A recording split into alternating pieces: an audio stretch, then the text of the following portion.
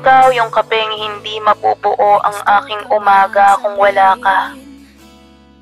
Ikaw yung kapeng kulang ang araw ko kapag hindi ko naaamoy ang iyong aroma. Ikaw yung kapeng bigla akong sumisigla kapag ika'y akin ang tinitimpla. Ikaw yung kapeng gusto kong ako lang ang makakalasa. Ikaw yung kapeng nais kong ipagdamot habang buhay. Ngunit hindi ko matansya kung sa akin ka ba talaga dapat ibigay.